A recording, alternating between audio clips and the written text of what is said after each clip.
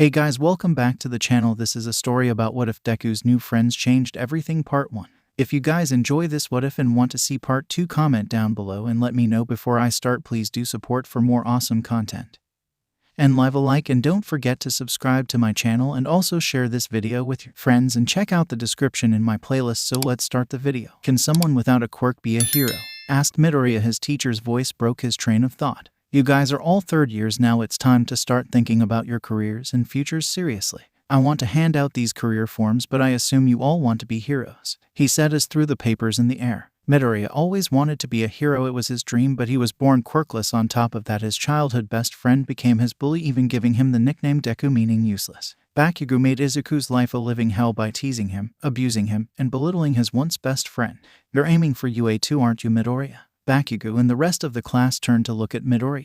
They all laughed at the idea of Midoriya becoming a hero, but 𝗵𝘃𝐻 turned and slammed his hand on Midoriya's desk while adding an explosion, making him fall back on his chair. Forget them, you're quirkless, you're below everyone else, and you think you can keep up with me? Screamed 𝗵𝘃𝐻 as he drove Midoriya to the back of the class. It's always been my dream, and I thought I could try the entrance exam and try, said Midoriya in a low voice as the class mocked him. After school, Midoriya was on his phone. All Might, the #1 hero in Japan as well as his idol, was spotted nearby. Midoriya picked up his hero notebook, but not before 𝗵𝘃𝐻 swiped it out of his hand.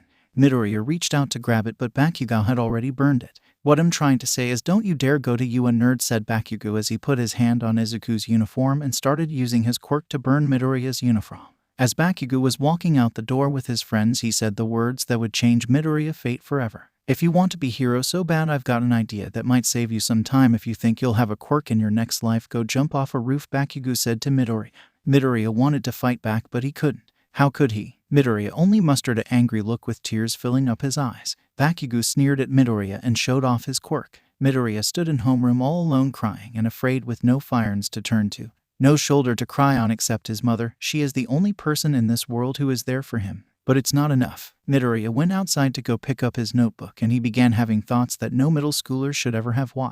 Why is he allowed to this to me in front everyone, in front of the teachers? They just let him do what he wants. I may be quirkless, but I'm human too. I'm human, aren't I? Midoriya thought as the tears clouded his eyes. Later that day, I don't think so, kid, said All Might. A pro should be willing to risk his life at any moment. Without a quirk, you'll just get hurt, or even worse, All Might said firmly to Midoriya. All Might. Words made Midoriya freeze up. All his dreams, aspirations, all his hope was being crushed. If you want to help people become a police officer, they get a lot of hate because they lock up the criminals that pros have taken care of, but it is admirable work. It's okay to dream, kid, however, you have to be realistic, said All Might with a sigh. Even All Might said it, the #1 hero. Don't cry, you knew this already, and because you knew you still, and yet you tried so damn hard, Midoriya said as he began to cry, his eyes glazed with tears. Midoriya noticed a crowd begin to crowd around an alley, but this time he turned away and walked home. No thoughts filled his mind, no more ambitions, not anymore. Midoriya greeted him. Hey sweetie, how was school? She said, happy her son came home. Her husband worked overseas. Midoriya put on his fake smile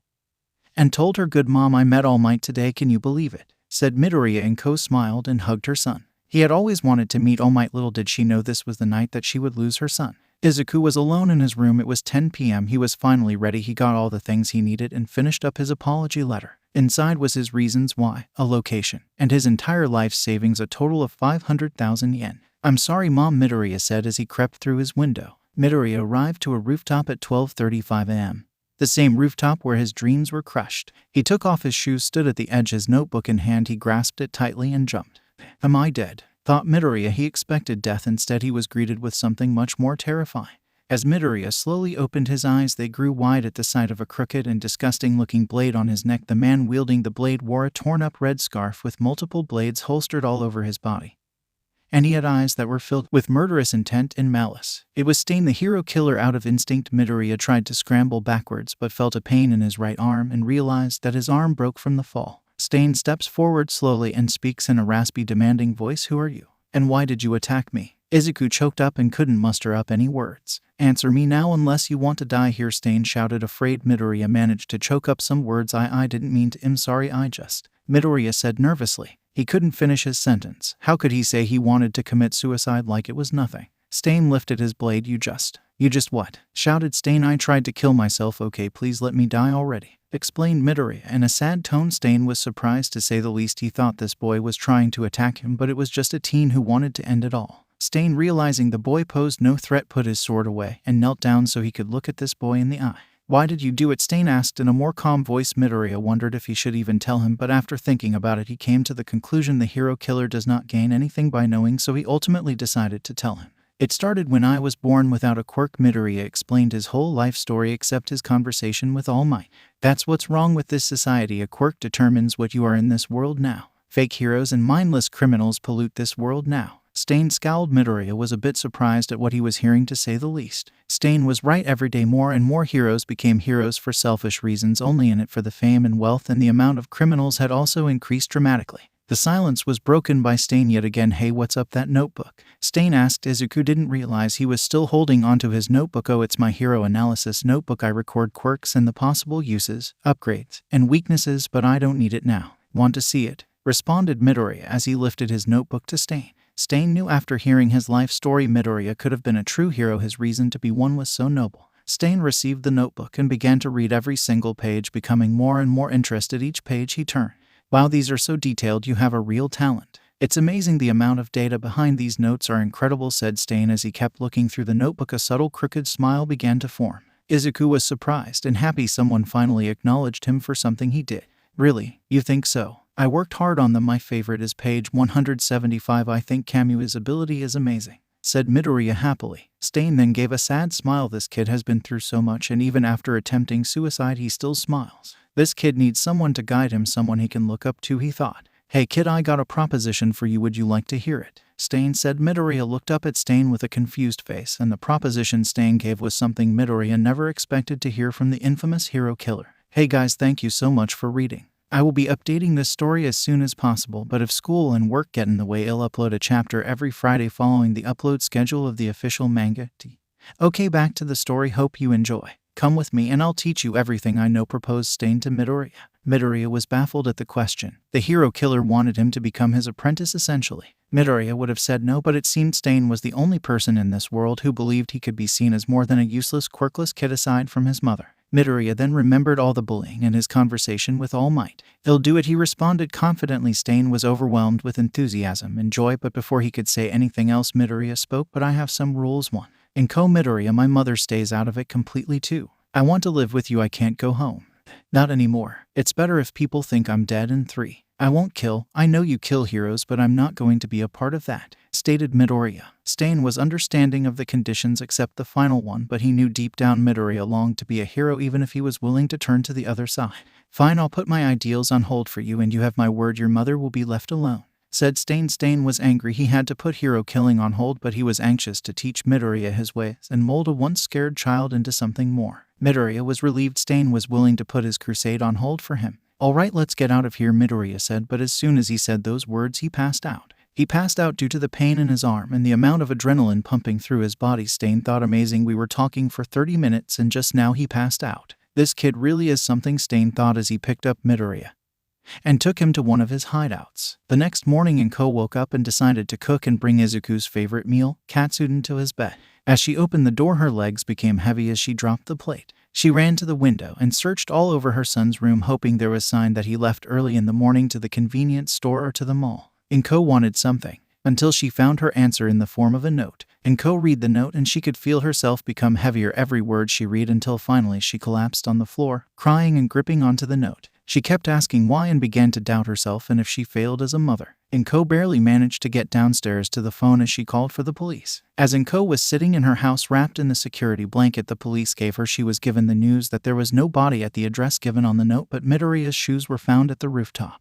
"We think he may have gone to a higher rooftop, or in the best case scenario he jumped and landed on something that cushioned his fall, and he decided ultimately to run away from home instead of, the detective said both scenarios were bad, but at least in one her son was alive. A little ray of hope lit inside her heart that her son was still alive. "For now we will make a missing persons report. Hopefully he's still out there," explained the detective. "Please find my baby," pleaded 𝐭 as the detective gave a sad smile. "I'll find him, I promise," he said as he began to walk out the door. "Wait, what's your name?" asked 𝐭. "Forgive me, my name is 𝗂𝗵𝗲 𝗔𝗂𝐁𝐵, said 𝗂𝗵𝗲. "Thank you so much. Please find my baby boy," begged 𝐭. 𝗂𝗵𝗲 smiled and said, "I promise I'll find him," as he finally walked out the door and walked into his vehicle. 2 days later Midoriya woke up in rundown room with 2 blocks of wood on both sides of his arm. "Where am I?" asked Midoriya out loud. You're in one of my many hideouts, Midoriya. You passed out from the pain and adrenaline that was pumping throughout your body 3 days ago, stated Stain. Midoriya was astonished. He was out that long as he tried to get up, but his arm was still in pain. 3 days.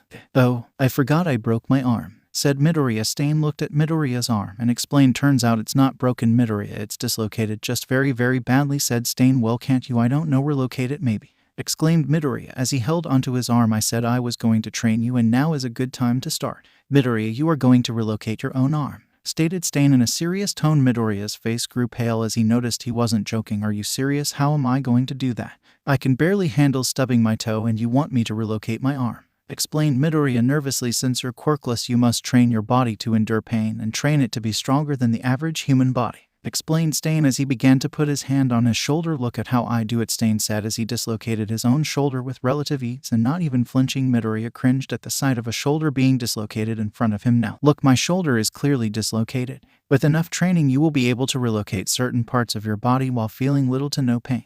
Look closely how I relocate my arm, Stain explained as he grasped his shoulder and popped it back into place like it was nothing, no sign of hesitation or a hint of pain. Midoriya was shocked, amazed, and terrified. I have to relocate my own arm, thought Midoriya as he gulped. We won't begin training until you've done that, Stain said as he walked to the corner of the room and sat in a chair and began to sharpen his blades. Midoriya was nervous to say the least. Every time he grasped his arm it hurt like hell. However, after seeing Stain do it, and because Midoriya was so skilled at analysis, he knew exactly how to pop his arm back in place. Next came the hard part, actually doing it. Midoriya took a deep breath. Okay, I can do this. I'm not going to be weak anymore, he yelled as he grasped his arm and in one swift motion popped his arm back into place. Midoriya yelped so loudly he scared himself, but his arm was finally back and was surprised. He thought the kid would take a little longer to do it, but he did it almost instantly after just showing him how to do it. Midoriya got up off the bed and gave a victory scream at the top of his lungs. Stain smiled as he saw his apprentice give his victory scream. What are you made of, kid? Stain said as he got up and was prepared to catch Midoriya as he was beginning to faint. Stain, I did it, haha. Midoriya managed to choke up before passing out again. You sure did, Stain smiled as he laid Midoriya down on the bed again. If it wasn't for this world's ideals, you would have been a true hero, kid, Stain said as he sighed. At Midoriya's old school? What do you mean he's gone? The bastard couldn't have gone anywhere, yelled Bakugo at his principal. Well, Midoriya is missing and we thought you would know where he would go since you are his best friend. Maybe a secret hiding spot he used to go to, maybe, explained the principal. Don't associate me with that nerd. We were never best friends. Are we done here? Clamored Bakugo as he was already 1 foot out the door. Yes, thank you for your time, Bakugo. You can go back to class, said the principal as he returned to his paperwork. Deku can go die for all I care. At least now he won't bother me in my road to being the #1 hero, he thought. Besides, it's not like the idiot had the balls to kill himself. He probably just ran away from home. Bakugo said in his head, the entrance exam to you is in 11 months. I have to get ready for my bright future, he said as he smiled and walked back into class. Back at Stain's hideout, Midoriya wakes up again and gets up with his once dislocated arm.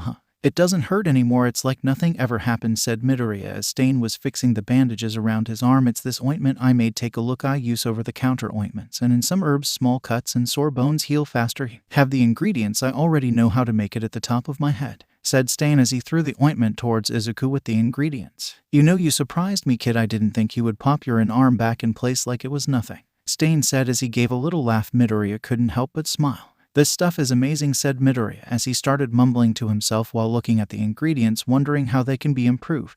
What are you doing? It's creeping me out a bit, said Stain. Midoriya looked up, snapping out of his trance. Oh, it's just a habit I have. When I find something that's interesting, I like to think of all its possible uses and improvements, much like my notebook, said Midoriya as he put the ingredient list into his notes for later use. Get up, we're going out and we're going to start training right now, Stain said. Midoriya was a bit excited too. He was a bit inspired. He had just popped his own arm back into place. Kid, you need a name. We can't just use her real name, Stain stated. Midoriya already knew what name he wanted. Deku, that's the name I'll be using, Midoriya said. Stain was surprised. He wanted to use the name that has haunted him for his entire life. I'm going to make this into a name people will remember, said Midoriya. Stain was proud to say the least. You're going to use the name that haunted you your entire life. It's admirable, said Stain. All right, Deku, let's get started, said Stain. This is a long one. Hope you guys enjoy.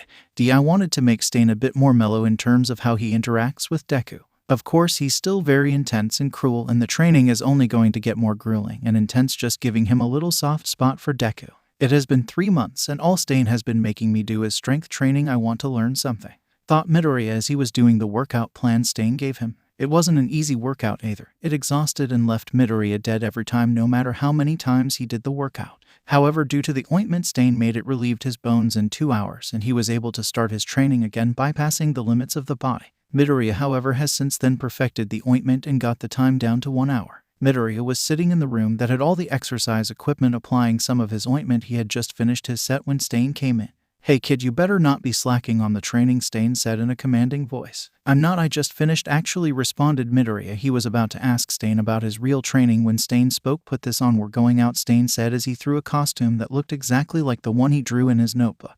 However, instead it was black and had gray stripes, and his gloves were also gray. "I took the liberty of looking in your notebook. I had a feeling you had a costume in there. However, I changed the colors and some other things too. Mostly the colors. I can't have you wearing green, you would stick out like a sore thumb. As for the ears, I got rid of them. It makes you very easy to grab in a fight, so now it's just a hood," explained Stain as he handed him the gloves and a black metal face mask.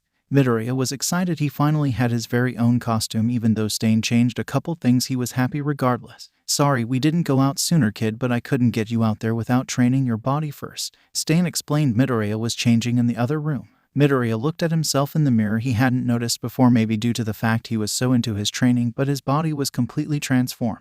Midoriya had a very clear six-pack along with strong toned muscles. Midoriya looked at himself one more time in the mirror, amazed that the body before him was his own. "Alright, how is it?" asked Midoriya as Stain looked up while putting knives in his holsters. "Glad I got the right size," replied Stain as he finished up getting ready. "Alright, let's get out of here," said Stain. Midoriya was anxious to finally learn some techniques from Stain. "Hey, where are we going?" asked Midoriya as he was walking next to Stain. "We are going to this rooftop," said Stain as he pointed towards the building. "We are going to start honing your movement, awareness, and fighting ability," explained Stain as they both reached the rooftop. "I won't be holding your hand, Deku. Whether you live or die now solely depends on you now," said Stain calmly as he looked ahead towards the other rooftops. Midoriya was surprised he called him Deku, but that was the name he had chosen to be called. "I know you like your notes too, so I added a voice recorder in your mask so you can listen to them later. There is a knob on the right side, just twist and push and it will record your voice," Stain said as he leapt towards the other building. Midoriya quickly turned the knob and pressed the button. He was ready to record Stain's movements and analyze them later. Midoriya looked down from the edge of the building to see the ground beneath them. He took a deep breath. "Here goes nothing," he said as leapt towards the other building, and to his surprise he made the jump. Not as smooth as Stain, but he made it. "I guess all that exercise is paying off," Deku said as he began to follow Stain, who was way ahead but just visible enough to be able to record his movements. "Alright, I can do this," thought Midoriya as he quickly hopped towards the next building. That entire month Stain focused on movement training, where he showed Midoriya how to use the terrain to his advantage as well as how to keep his balance. He also taught him how to maneuver with tricky terrain. Midoriya was catching on to the training quickly. Soon enough he was able to follow right behind Stain. After that month they began awareness and how to predict and dodge fast-moving objects. Midoriya, being extremely observant while also being a quick thinker, had no trouble with this part of the training, which amazed Stain since it took him almost 4 months to get to Deku's level. Midoriya was able to dodge Stain's knives being thrown at him at almost 95 miles per hour. However, Midoriya did get some really bad cuts. Stain never aimed for vitals, but he didn't hold back. Next came fighting. "Alright, Deku, get dressed in your costume. These next few months will be the most important ones," said Stain as he waited at the door. "I've been waiting for this," said Midoriya as he walked towards the door. "I'm going to teach you my fighting style, but feel free to change it up any way you like. Also, I don't know how to hold back, so be prepared," said Stain. "I guessed as much," Midoriya said jokingly as he stared at an ugly scar in right hand and then put on his glove. "Jesus, barely dodged that one," thought Midoriya as he barely dodged Stain's blade. "He's a monster as usual, and I can never predict what he will be doing next," Midoriya thought as his blade collided with Stain.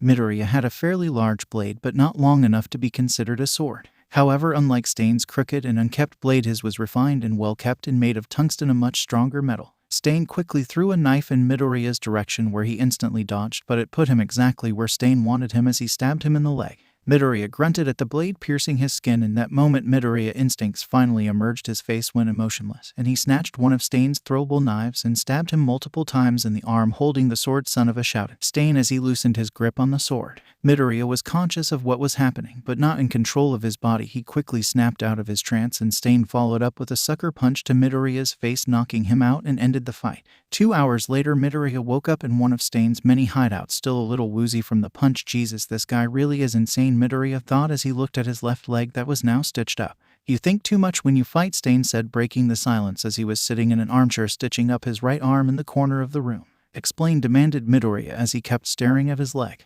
Don't get me wrong, there is nothing wrong with thinking ahead, but when fighting someone who is full of pure instinct and raw fighting ability or an extremely fast quirk, you have to use your own instincts to fight back. However, most of these people only rely on just that instinct alone and or their quirk and think that alone will win them the fight. If you can think ahead while also using your instincts, you will win every single fight, I guarantee you. Explained Stain. Midoriya sat up. Is that what I experienced when we were fighting? Asked Midoriya as Stain looked up. Yes, that's right. However, you lost complete control of your own body, explained Stain as he finished up stitching his last cut. Don't worry, in time you will learn how to control it and use it while still being able to control your own body, Stain said as he applied some of the improved ointment Midoriya had made. Wait, did you bring my video cameras, the ones I set up when we were fighting? Clamored Midoriya. He had set up cameras beforehand so he could learn and observe his fights with Stain.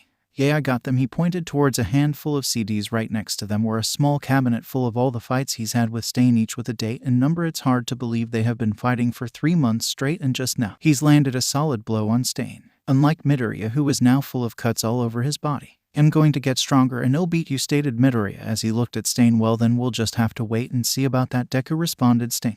It's been 8 months since Midoriya Izuku has gone missing, and there still hasn't been any clues as to where his body may be or where he could have gone. It's like this kid jumped and vanished into thin air. 𝐴𝐵𝐵𝐺 pondered while going through Midoriya's case file. 𝐴𝐵𝐵𝐺, we need you in the conference room, said Kenji Tsuragami as he walked out the door. Kenji Tsuragami was the chief of police. He was also part man, part dog. Yes, sir, said 𝐴𝐵𝐵𝐺 as he put Izuku's file in his personal folder. Okay, everyone, I have good news and bad news, said the chief. He walked towards the front of the room, standing next to a board full of threads, photos, and a map of the city and many other provinces. The good news is 𝐴𝐵𝐵𝐺 Tsukachi will be joining this investigation, stated Kenji as he signaled 𝐴𝐵𝐵𝐺 to the front. Thank you for having me, he said as he bowed in respect to the other detectives and police officers. Now then, with that out of the way, let's get down to the bad news. Stain, the hero killer, has been absent for almost 9 months now. As we recall, he was last seen around this part of town, said Kenji as he pointed towards a big red circle on the map and multiple photos on the board showing the streets. As far as we know, he just vanished ever since then, and there hasn't been any missing pros or attacks, explained Kenji as he looked around the room. How is this bad news, sir? A policeman asked. It's bad news because we have no clue as to what he's planning or doing at this moment in time, and the less we know, the more dangerous this situation becomes, Kenji explained to the policeman as he began to jot down notes. And the families of the heroes he's killed deserve justice for what he's done, Kenji said as he began to review all the information they had on the hero killer ever since his appearance. That will be all. Remember to stay alert, Kenji concluded as he handed a file to 𝐴𝐵𝐵𝐺. This is a copy of all the information we have on this case. Thank you for helping us, 𝐴𝐵𝐵𝐺, said Kenji as he shook his hand. It's my pleasure, Chief, responded 𝐴𝐵𝐵𝐺. The entrance exam is in a couple of months, said Bakugo as he was walking home to school. As he was walking home, he noticed a familiar woman. Midoriya was handing out flyers of her missing son to passerbys. That useless shit is still missing, huh? Bakugo said annoyingly in his head. Until now he told himself Midoriya had just switched schools, but that is what he told himself to avoid feeling guilty. Nerd probably ran away and tried to become a vigilante or something. Bakugo said he couldn't help but laugh at the thought Midoriya helping anyone. Oi, old hag, him home, shouted Bakugo as he walked upstairs to his room. Okay, responded his mother. Bakugo pulled out his weights and began to work out. He wanted to get ready for the entrance exam. Stupid Deku. Do you think this will faze me? You did not become anything, and I'm going to be the most famous and rich hero who ever lived. You were always a pebble, nothing more. I will become the best there is, and you can just watch and see how weak you really are. Bakugo grunted as he was doing his reps. 2 months later, Midoriya dodged Stain's katana as he jumped on Stain's shoulders and pushed himself off, doing a backflip to create some space. Midoriya was on an entirely different level than when he first started fighting Stain. Stain dashed towards him at incredible speed, and Midoriya did the same, but he went over Stain's head and in one swift motion cut his back. No words were exchanged as he quickly ignored the cut and pulled out a throwing knife and threw it towards Midoriya's face. In response, Midoriya, instead of dodging, grabbed the blade in midair and threw him back. Much to Stain's surprise, he flinched the action and dodged just in time. Midoriya could now control his killer instinct and was able to think clearly. Midoriya saw Stain was disoriented at his most recent move, so he went in for the decisive blow as he dashed towards him with his blade in hand, just stopping before his neck. Haha, yield, said Stain out of breath as he fell on his back looking towards the ceiling. He had never gone up against anyone as fast as him in a long time. I win, Midoriya said as he fell on his bottom. He couldn't help but feel powerless. However, you could have won, you know, with your quirk 𝗏𝗏𝗏𝗏, Midoriya said in a defeated tone. Stain could paralyze his enemies by licking their blood. If it wasn't for training me, I would lose every single time, explained Midoriya as he looked at all the old cuts all over his arms and body. You're right, kid, I could have won every single time, but then it wouldn't be training now, would it? said Stain, confirming Midoriya's statement. I knew it, Midoriya said, defeated, but before he could say anything else. But this time, even with my quirk, I would have lost, stated Stain as he got up and extended his hand towards Midoriya. I didn't even land. Single cut on you, explained Stain as Midoriya grabbed his hand and pulled himself up. What? Exclaimed Midoriya as he got up. Look at my blades, Stain said as he showed him all the blades he used during the fight. They're clean, he said as he handed Midoriya all the blades. You won, kid, congrats, said Stain in a proud voice to his apprentice. Thank you, Stain, for everything, said Midoriya as he closed his hand and remembered a time he couldn't even touch Stain.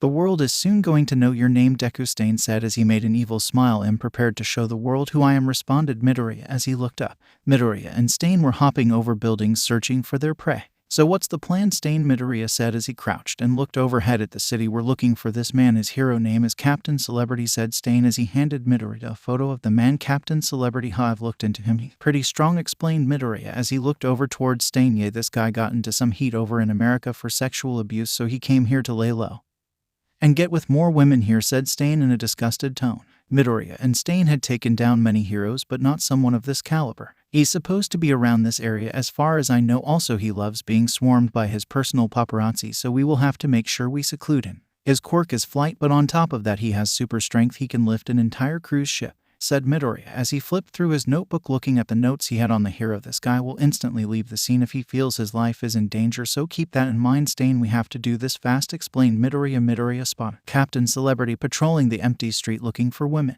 Alright, let's do this, kid, said Stain enthusiastically as they both dropped down to an alley. Help me, this guy is going to kill me, shouted Midoriya as Stain was walking towards him, giving off a devilish smile. Midoriya had cut his hair short, wore blue contact lenses, and wore a medical mask to hide his identity. Help! Midoriya shouted one last time. Captain Celebrity flew to the alleyway where Midoriya was. I am here, boy. After I defeat this villain, I'll sign your shirt, said Captain Celebrity in a triumphant voice. The hero flew towards Stain, slowly flying past and in front of Midoriya.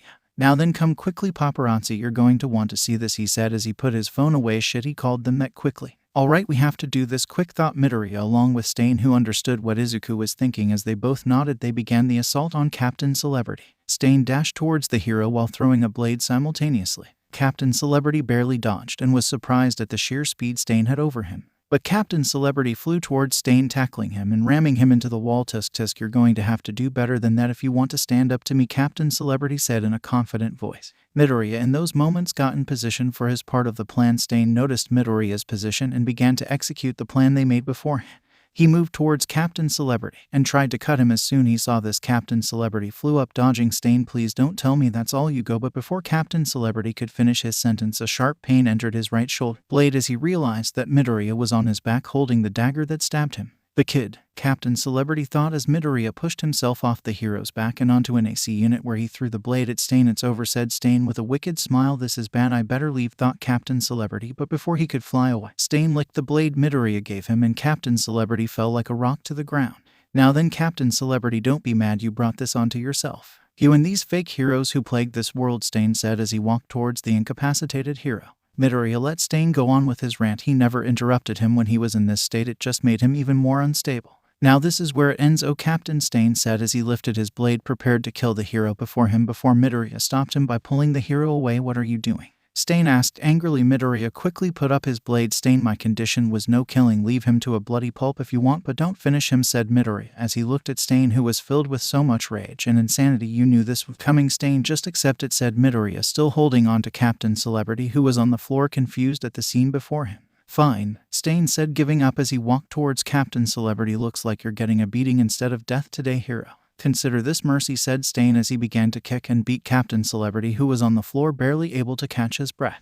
Midoriya was always beaten like that by Bakugo, so he didn't join in, but he did watch mostly to make sure Stain didn't kill him. The guy did deserve it for all those women he assaulted in America. As Stain finished up his beating, he began to speak. Remember this day, hero, the day Deku and Stain the hero killer beat you into this miserable state, he said as Midoriya walked up to the beaten and broken man. Reflect on your actions, hero, said Midoriya as he dialed the police and masked his voice, telling them location of Captain Celebrity and his current state. Midoriya and Stain quickly leapt from wall to the top of the building and left. Little did they know a member of Captain Celebrity's paparazzi crew recorded the fight and the beating he received. You did good, kid, but I'm not sure how long I can put my ideals on hold for you, said Stain as he paced impatiently around the room. Midoriya was aware Stain was mentally unstable when it came to his crusade. It was like an addiction. Izuku knew he couldn't hold Stain back for long. It was only a matter of time until he snapped and went on a rampage. Midoriya was at a crossroads. He didn't want to leave Stain, but he knew if he stuck with him he would eventually go against his final rule. Stain Midoriya was about to speak when Stain interrupted him. "Kid, we have to part ways," said Stain in a stern voice. Midoriya was surprised at what Stain just said. "I can't put my ideals on hold just for you, and sooner or later I'm going to snap," Stain explained as he finally sat down in his armchair. "Stain, you don't have to," said Midoriya before he was interrupted again by his mentor. "You may be a villain, but you aren't an evil kid. I knew since day one if it wasn't for quirks and the bullying you endured, I know you would have made an outstanding hero," explained Stain as he got up and walked towards his apprentice. "Here, these guys contacted me to join their group. They said we're interested in both of us, but they were more into you due to your impressive observation and note-taking," said Stain as he handed Midoriya a business card with one address on it. "Get your shit and get out of here, Midoriya," said Stain as he opened the front door. Midoriya couldn't say anything. Stain was right. He himself knew he would eventually lose it if Midoriya kept stopping him from heroes every time.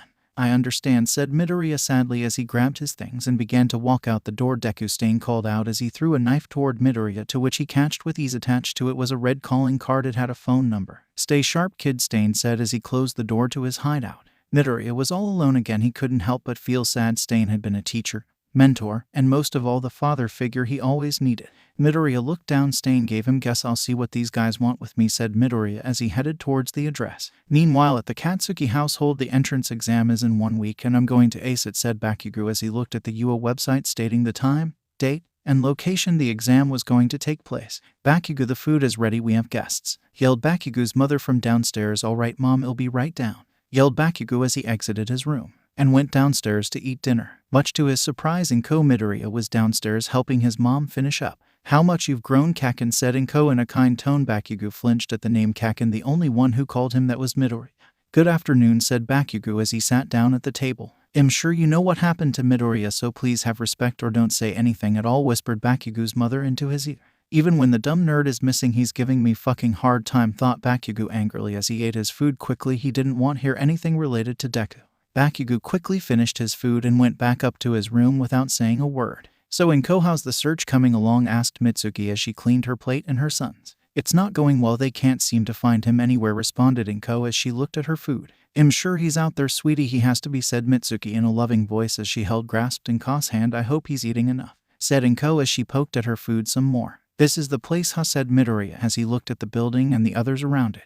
"Well, it's deserted, so that's a good sign, I hope," he thought as a black mist engulfed him out of nowhere. As soon as Midoriya was teleported, he quickly pulled out his blade and prepared himself. "Calm yourself, we are not going to hurt you," said the well-dressed black mist as he began to clean a shot glass while next to him was a blue-haired teen with hands all over his body. Midoriya wasn't convinced and still kept his guard up. "You guys the League of Villains?" asked Midoriya as he threw the calling card in their direction. "Yes, we are, boy," said a deep, chilling voice. Much to Midoriya's surprise, it came from a monitor mounted on a wall. "Sensei," said Shigaraki as looked towards the monitor. "Now then, let's get down to business, Deku." "That is what you go by, correct?" said the man on the monitor. "Yes, it's Deku," responded Midoriya as he lowered his weapon, realizing if they wanted him dead they would have done something by now. "Deku, I'm going to be frank, we need your analyzing skills. It's as simple as that, and possibly aid us in more ambitious projects in the future," said the man calmly. "What's the catch?" asked Midoriya as he knew a group like this wasn't without a catch usually. "There is no catch. You will work for us only. We only want your analysis on heroes and that brilliant mind of yours," explained the man. "If that's all, I see no reason not to join," Midoriya said. However, he knew if he refused he was going to die. This man had that aura about him. "Excellent," said the man, but before he could say another word, Midoriya spoke. "I have 2 conditions, however," Midoriya said as he looked at the man on the screen. 1. I will not kill. 2. I can come and go as I please. Also, you don't have to worry about me saying anything. I'd rather stay hidden," explained Midoriya as he gripped his blade, prepared for the worst. "Interesting. Okay, Deku, we only need you for analysis for the time being anyway, so I have no problem with these conditions," said the man in a low, intimidating voice. "All right then. One more thing, what's your name? I would like to know my employer's name," asked Midoriya as he lowered his blade yet again. "My name is 𝐿-1 and the black mist is Kurogiri and this young man is Shigaraki," responded 𝐿-1. Midoriya's eyes grew. He knew exactly who this man was and what he was capable of. "𝐿-1, you were quite famous when quirks began to emerge," said Midoriya as he looked towards the monitor. "You know your history. Now tell me, Deku, what quirk do you possess?" asked 𝐿-1 as he looked at Deku. "I'm actually quirkless," responded Midoriya in a proud voice. Midoriya had accepted his status and now saw it as a strength rather than a weakness. "Interesting, it's just what this league needs, real talent," nothing given to them by birth, said All for One, displaying his interest in Midoriya. I will provide you an apartment on this street by tonight. Welcome, Deku, to the League of Villains, exclaimed All for One. Thank you for having me, responded Midoriya as he bowed in respect to everyone in the room. The next morning, 7 a.m. I don't like him at all, said Shigaraki in an annoyed voice. He really didn't like Midoriya, most likely due to his no-killing role and him getting praised by Sensei. Kurogiri didn't dislike Midoriya, in fact he respected him for how mature he seemed. Good morning, Kurogiri. Good morning, Shigaraki, said Midoriya as he sat at the bar. Good morning, Deku. What will it be today? Asked Kurogiri as he began to arrange plates and cups. A bowl of cereal, if you can, Kurogiri, responded Midoriya. Of course, responded Kurogiri as he began to serve him his cereal. Midoriya turned to look at Shigaraki, who was staring at him. Deku, if you don't deliver or you spill anything, I'll kill you myself, said Shigaraki as he stared as Midoriya. Don't worry about me, Shigaraki, responded Midoriya as he began to eat his cereal and watch TV. Today was the UA entrance exam and it was all over the news. Midoriya returned to his apartment that was right next to the League's hideout. Midoriya let out a sigh. He wanted to be a hero so badly, but it was far too late. A smile grew across Midoriya's face. I don't start any work until tomorrow. Let me show the world that someone without a quirk can pass the entrance exam, said Midoriya as he put on a pair of pants and a shirt. Also, to hide his identity, Midoriya put on his hazel blue contacts and a medical face mask. As for his hair, he quickly went to the convenience store and bought white spray-on hair dye. Okay, if I take the rooftops, I'll make it, just barely, said Midoriya as he walked out his apartment and traversed his way to the rooftop, folder in hand. Thanks for the fake paperwork, Stain, said Midoriya as he let out a smile. Stain made sure to give Midoriya some cover in case anyone ever tried to question him for whatever reason. Midoriya's fake name was Akaguro Hiro. He had attended a middle school in Hasu, to which he also has paperwork too. Stain had good connections, so if they tried to find Akaguro Hiro in the system, it wouldn't be a problem. At the UA entrance, all right, I made it, said Midoriya as he put on his medical mask and made his way to registration. Midoriya was walking to the entrance as he tripped on a broken piece of pavement, to which he regained his balance instantly and felt a tap on his back and began to float. Midoriya was completely calm and turned to see who touched him. He was aware of her presence, but he wanted to maintain his cover. Oh, thank you, said Midoriya calmly as she pressed the tips of her fingers together, releasing Midoriya. It's my quirk, sorry for stopping you, but it's a bad omen if you trip and fall. It sure is nerve-wracking, huh? Well, good luck to us both, said the round-faced girl as she walked away. Interesting quirk, said Midoriya as he noted her quirk mentally as she walked away. Midoriya entered to the amphitheater. After registration, they tried to get Midoriya to take off his mask for the test, but Midoriya's time with Stain and baiting and heroes taught him how to lie and put on, and they let him through to the theater. Welcome to today's live performance, everybody say hey, said Present Mike, only to receive no response. He was a pro hero who also held a talk show. Midoriya was a couple minutes late as he walked in and found the row and seat he was assigned. As Midoriya approached his seat, he recognized a familiar face. It was Bakugo, his bully and ex-best friend. I knew you'd be here, didn't think we would be this close. Sorry, I can't help but hate you, Kachan. Everything you did to me, scowled Midoriya. In his head, he hated Bakugo for everything he had done to him, and not being able to do anything at that moment made Izuku angrier. Midoriya sat down and began to listen to the seminar when he felt Bakugo's eyes staring at him. Now here are the rules. Each foe villain has a set number of points attached to it, and you will destroy these villains. The higher level the villain, the more points you get, explained Present Mike. Papers with detailed instructions began to be passed around. As Midoriya received his paper, he began to mumble all possible outcomes, strategies, and all the foe villains' weaknesses and strengths. Bakugo turned to look at his neighbor, mumbling to himself, and couldn't help but be reminded of Midoriya as his blood boiled. Why did they add such a big villain with no points? Probably for someone to be presented with the opportunity to show heroic qualities. Hidden points, maybe, Midoriya mumbled as a tall boy with glasses stood up and asked a question over the exam. And you with the white hair, you've been mumbling this whole time, it's distracting. If this is some sort of game to you, please leave immediately. Some students around Midoriya began to snicker and giggle before Midoriya responded. Mind your business, said Midoriya in an intimidating tone as he stared at the boy with glasses with cold eyes. The theater went silent, and the boy with glasses saw the look in his eyes and sat back down. Present Mike went on to explain the rest of the test, and everyone was assigned their test sites. Midoriya was assigned test site 2. He was with Bakugo, the girl from earlier, and the boy with glasses who called him out earlier in the theater. Excuse me, may I have a weapon? Asked Midoriya as he spoke to one of the attendants at the test site. Excuse me, a weapon? Your quirk is enough, isn't it? Said the attendant in a confused voice. I don't have a quirk, so I'm going to need a weapon unless you want me to fight the villains with my bare hands, said Midoriya in a deadpan voice as he looked at the attendant. The attendant was shocked. A quirkless boy was taking the entrance exam. There was no rule against it, but no one quirkless has ever taken the test. Oh, sure, HM, will this do? asked the attendant, still confused, as he handed Midoriya a retractable metal staff. "This is good enough," said Midoriya as he received the staff and walked towards the gates to the test site, the attendant staring at the boy as he walked away. Midoriya was at the front waiting for the gates to open. He wasn't stupid. UA was a prestigious school. They wanted heroes who could act instantly, so the moment the gates opened he was ready. Midoriya looked around and saw Bakugo by himself making little explosions in his hand. Meanwhile, the boy in glasses was looking around and the round-faced girl was taking deep breaths. The gates began to open slightly and slowly, but in that instant Midoriya turned on his switch and instantly ran through the gate. Midoriya spotted 2 levels 1s and quickly pulled out his staff and with one strike broke the bot in one hit, shattering its metal armor like it was paper. He quickly followed up to the next bot, easily dodging its swing and shattering his head in one hit.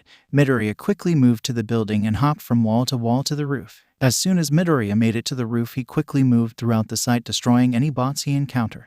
"Begin. What are you guys waiting for? The test already started and one student already has 20 points, shouted President Mike in the intercom. Everyone quickly dashed to the entrance, which was now wide open. 20 points, said everyone as they ran. Bakugo was angry someone was getting ahead of him, and by so much already he quickly began to rack up his points along with the boy with glasses and his engine legs kicking the bots into rubble, and the round-faced girl who was making robots float and drop, breaking them on impact to the ground.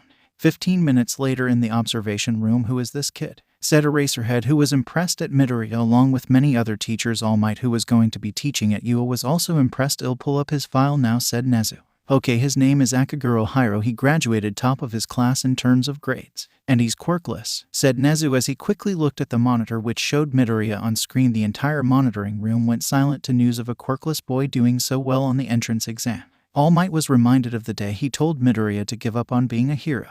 "Was I wrong to say such a thing to that boy?" thought All Might. They began to watch Midoriya fight a level 3 foe villain. Midoriya quickly maneuvered around the robot and twisted its head off with his bare hands. "He's been trained well," stated Eraserhead as he watched the boy rip the robot's head off and crush it underfoot. "This is too easy," said Midoriya as he destroyed another robot. He had a total of 67 points at the moment.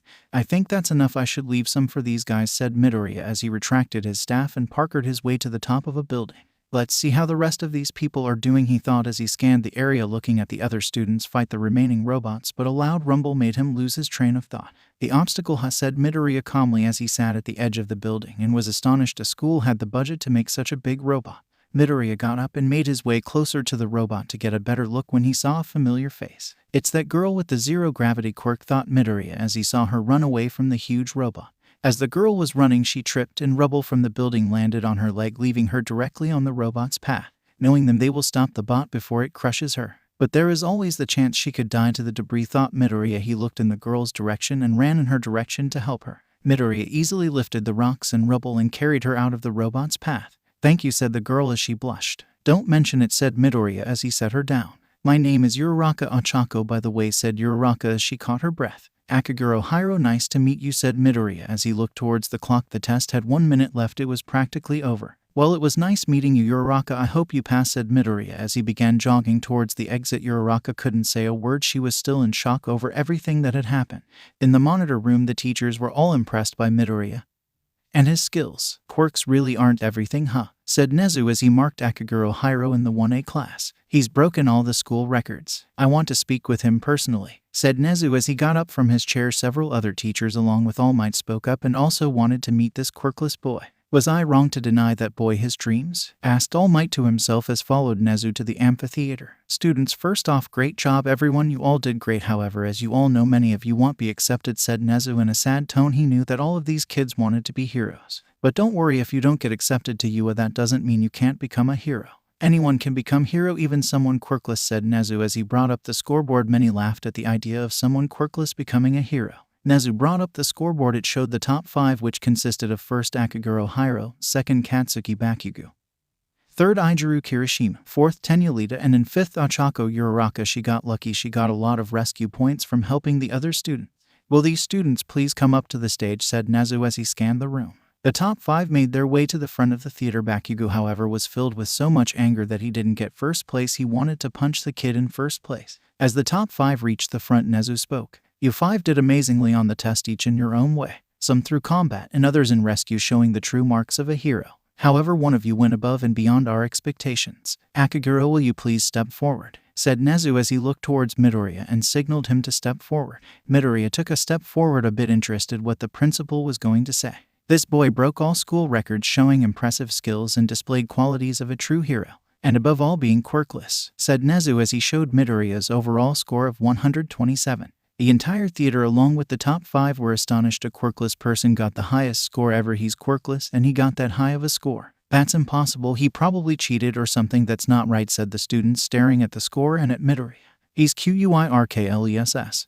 And I lost. This fucker cheated or something. There is no way. A quirkless nobody did better than me, thought Bakugo angrily as he stared at the Midoriya. Akaguro with contempt. We monitored Akaguro and can confirm there was no cheating involved, assured Nezu as he showed footage of Midoriya disposing of the robots. Anyone can become a hero and Akaguro is a prime example. Take a moment and reflect. Become the heroes of tomorrow by learning today, said Nezu as he began to walk off the stage. Alright, that will be all. Everyone make sure to check your mailboxes for your letter, said President Mike as he finished up with the presentation. Akaguro, me and some other teachers would like to speak with you after the presentation. Is that okay? Asked Nezu as he pulled Midoriya to the side. Sure, that's fine, responded Midoriya as he went back to his seat. After the presentation, Midoriya followed Nezu to a conference room along with a couple pro heroes including All Might. Akaguro, I would like to personally give you your letter of acceptance into US, said Nezu as he handed Midoriya a letter with big UA letters on the front. You surprised us all today, not just because you were quirkless, but also because you showed how skilled you are and saved a fellow student from the faux villain knowing there was no merit in doing so, explained Nezu as he looked in Midoriya's direction. Midoriya had no interest in attending UA anymore. He was down a different path now. All the teachers began to question Midoriya in terms of who taught him to fight and move. Midoriya had an answer to all their questions. He knew he couldn't mention Stain taught him, so he said his father taught him everything he knows. Akaguro, I have a question my boy, asked All Might as he stepped forward. A while ago a boy asked me if he could become a hero, and at that time I denied his aspirations, telling him it wasn't possible without a quirk. However, after watching you today I realized a quirk doesn't make the hero. My question is, was it the right thing to do? Said All Might as he looked in Midoriya's direction. 𝐻M, if you don't mind, I'd like to recreate the scene with me as the boy so I can give you an accurate answer, said Midoriya as he showed a calm face. Sure, thank you my boy, said All Might as he lifted his shoulders and took a deep breath. Okay, we were at a rooftop after he grabbed me after jumping to bring a villain to the police, and asked me the question, said All Might as he explained the events that had transpired beforehand. I see, I'll try my best, said Midoriya, but he knew every emotion he felt that day, so recreating it won't be hard. All Might, I admired you for a long time and I wanted to ask you if a quirkless person can be a hero. I know there isn't a quirkless hero out there, but I want to help people. I want to be like you, said Midoriya, and the timid voice he used to have. Of course, he masked his voice to be deeper. All Might was taken back by how almost it sounded like young Midoriya. All Might almost said the opposite of what he originally said to him that day, mostly due to the display the quirkless boy showed today. I don't think it's possible for a person to become a hero without a quirk.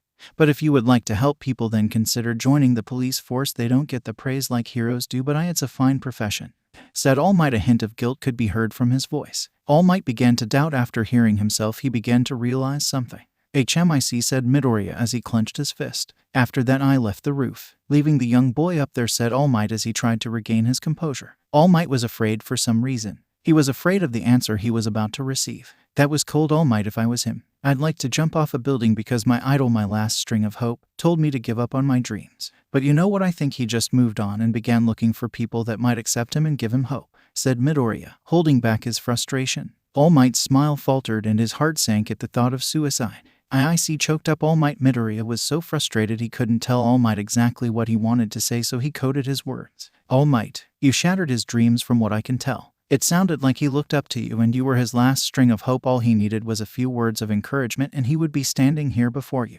It seemed like he wanted to be a hero more than anybody. I'm sure he would have tried his hardest to be able to stand in the arena even without a quirk, but he didn't even get the chance to try, Midoriya said to All Might. All Might grew cold as Midoriya gave his answer. He was right on the dot. All Might did shatter a boy's dream and he had no right whatsoever to do so. Trust me, being quirkless isn't easy. Being quirkless nowadays means you get belittled, and treated as something lower than human. If that boy wanted to be a hero after all that, I think he deserved at least a chance to achieve his dream, don't you think? Said Midoriya as he grasped the note. All Might and the rest of the room went silent at what Midoriya said. They didn't know quirkless individuals went through this much hardship. He's probably moved on by now. Hopefully. Don't beat yourself up, All Might, said Midoriya as he put the note on the desk at the front of the room. Thanks but no thanks. My aspirations for becoming a hero died long ago. I only came to this test to prove the world wrong about quirkless people and to set a record at this school no one will ever be able to break. And when they ask who holds it, the answer they will receive is it was a quirkless boy who had no intention of becoming a hero, said Midoriya as he walked towards the door, walking and closing it behind him. The room was silent. The boy didn't even want to be a hero. Well then, I suppose there is nothing we can do about it. He has every right to deny us. I am sad, however, to see such talent walk away, said Nezu as he saw Midoriya walk towards the exit. Hey you, Bakugo shouted at Akaguro as he was walking out of UA. Don't think you're better than me just because you passed entrance exam with a high score, loser, shouted Bakugo. 𝐻𝗵𝗲 whatever you say, Midoriya said as he ignored Bakugo and began walking to the League of Villains hideout. Midoriya arrived at his apartment and threw himself on the bed. It's far too late for that now. I've chosen my path, said Midoriya as he pulled out a notebook. Midoriya began documenting the quirks he saw at the entrance exam. Midoriya was writing things down when a familiar voice came on the monitor in his room. I saw your amazing display at the UA entrance exam, Deku said All For One. Midoriya was surprised. All For One was watching. How did you watch the exam? How did you know I'd be there? Asked Midoriya as he looked up from his notebook. I simply hacked a monitor, and I keep tabs on everyone, even Shigaraki, explained All For One as he sat back in his chair. I must say you truly showed some skill out there, Deku. Quirks aren't everything in this world and you showed them today, said All For One in a wicked tone. Yeah, it was pretty easy. To tell you the truth, I always wanted to be hero, but everyone just bullied and mocked me in my dream and I gave in, said Midoriya as he went back to writing in his journal. So he wanted to be a hero. That's interesting. I wonder what changed. He'll find out in time, but for now he'll use his skills for the league, thought All For One as he shifted in his chair. Well then, get some rest, Deku. Tomorrow you begin your work. Prepare yourself, he said as the monitor went blank. Midoriya documented the rest of the quirks he remembered and put the notebook away. Guess I should go to bed, Midoriya said as he went to sleep. Hey guys, here is the next chapter. Hope you enjoy Deku's debut. 2 weeks later, after the UA entrance exam, it's UA's first day of class. Students who did well on the practical exam began to pour into Class 1A. The student list was as followed: Katsuki Bakugo, Explosion Shoto Todoroki, Fire and Ice Ochako Uraraka, Zero Gravity, Momoye Urazu, Creation Fumikage Takoyami, Dark Shadow Tsuyu Asui, Frog Can Do Anything A Frog Can Kyoka Gyro, Earphone Jack Ijiro Kirishima, Hardening Mina Ashido, Acid Tenya Ida, Engine Denki Kaminari, Electrification Yuga Aoyama, Naval Laser Mashurao Ajiro, Tail Minoru Minta, Pop Off Mizo Shoji, Dupli Arms Rikido Sato, Sugar Rush Koji Koda, Anavoice, Toro Hakager, Invisibility Hanta Zero. Tape 19 students in total. Only one particular quirkless boy was missing. Good morning, said Aizawa Akira Racerhead, laying on the floor in a cocoon-like state, to which the class responded with surprised yelps. In your homeroom, teacher Shoto Aizawa. Please find your assigned seats, said Aizawa in a dead voice. All the students began to sit, all except one seat in behind Bakugo. All right, now that you all found your seats, let's begin class, said Aizawa, but before he could say anything else he was interrupted. Hey sensei, are you sure everyone is here? Said Mina Ashido, a pink-skinned girl with horns, as she looked towards the empty seat behind Bakugo. Yes, that's everyone. The boy who broke school records and was number 1 in the practical exam rejected his acceptance letter to UA. He simply came to prove a point, said Aizawa as he got out a clipboard. Some students were amazed. Someone rejected UA. He's not here, huh, thought Uraraka sadly as she fidgeted in her seat. Fuck, and I wanted to pound that quirkless shit, thought Bakugo angrily as he snapped his pencil in half. Yes, well, nothing we can do about it. Now get changed into your hero clothes. We're going out to the yard, said Aizawa back at the league. Midoriya was done improving his suit. He made major adjustments such as changing the material, upgrading his face mask, and giving himself a couple new gadgets. Midoriya wasn't out fighting. Instead, he was stalking and observing multiple heroes and jotting down notes on their quirks. Excellent work, Deku, my boy. Your observation skills really are that of a genius, said All For One as the monitor switched on. Thank you, sensei, said Midoriya as he nodded his head and began to scan his notes and print out copies for the league. Deku, how would you like to get out and cause a bit of trouble? Said All For One in a wicked voice. What's the trouble? Asked Midoriya as he kept scanning his notes. Shigaraki has planned an attack on you. If you're interested, talk to Shigaraki. He will fill you in. Don't worry, I'll talk to him about your possible involvement, said All For One as the monitor switched off. Guess I'll go. I don't want to get rusty only doing my workouts, said Midoriya as he looked at his scarred body in the mirror. Guess I'll go talk to Shigaraki, he said to himself as walked next door to the league hideout. I don't want him in my group, sensei, exclaimed Shigaraki at the monitor. Now Shigaraki, you must make use of every available member of the league, and Deku is no common villain. Unlike most, he has the brain that could become the foundation for the league, explained All For One as he saw Midoriya walk in. Ah, Deku, have you made up your mind? asked 𝗲𝗏𝗺. Yes, if it's okay with Shigaraki, I would like to be a part of the attack, said Midoriya as he sat down at the bar. Fine, you can come, said Shigaraki as he scratched his wrist. Good, then it's settled. Shigaraki filled Deku in with all the details. Best of luck. I'll be attending to some other business meanwhile, said 𝗲𝗏 as the screen went blank. Alright DEKU, here's the plan, said Shigaraki annoyed as he began to explain the plan to Midoriya. At the police station. Midoriya, where did you go? Pondered 𝗂𝗂𝐴. He had been obsessed with Midoriya and his case because of the promise he made to 𝐒𝐭𝐚𝐲. So his shoes are here, but then he's gone. It just doesn't make sense where he could be. 𝗂𝗂𝐴 thought as he looked over at his stained folder. He noticed a familiar building. He picked up the photo and brought it alongside the building where Midoriya's shoes were found. No, it can't be. Is Stain connected to Midoriya somehow? They both went missing the same day and around the same vicinity, said 𝗂𝗂𝐴 to himself as he tapped his foot. Shit, said 𝗂𝗂𝐴 frustrated as he rubbed his face. Just a bit more evidence and he'll be able to finish this puzzle and find you, Midoriya, thought 𝗂𝗂𝐴 as he got up from his desk and began to head out of the station. He bumped into an old friend. Hey 𝗂𝗂𝐴, said the very skinny man. Toshinori, said 𝗂𝗂𝐴, surprised to see Toshinori Yagi, his old friend most commonly known as All Might. I need a friend right now, said Toshinori. What's bothering you, Toshi? Asked 𝗂𝗂𝐴 as he poured tea for his friend and himself. I've been thinking of what I said to a young boy a while ago recently, said Toshinori as he held the tea in both hands. I told the boy he couldn't become a hero because he was quirkless, Toshinori explained as he took a sip of his tea. Well, you're not wrong, Toshinori. Being a hero nowadays is no easy feat even with a quirk. To be quirkless as well, the chances become very slim, responded 𝗂𝗂𝐴 as he looked at his friend. I know that, but I shattered his dream. I knew the moment I told him. I knew he was no longer going to be a hero. But I only said such a thing to protect him, said Toshinori as he clenched his fist. Listen, Toshinori, you did what you thought was right and that's what matters. You may be the symbol of peace, but you're still only human, responded 𝗂𝗂𝐴 as he stared at his tea. Near the Midoriya household, Midoriya was searching for his mother, only sticking to the rooftops to avoid detection. As Midoriya looked around, he saw his mother walking into his old home with a single bag of groceries in hand. I'm sorry, Mom. I wish I could come back, thought Midoriya as a single tear fell down his cheek. Midoriya always made time in the week to see his mom even if he couldn't talk to her. One day, Mom, you'll see me again, I promise, said Midoriya as he began to go back to his apartment.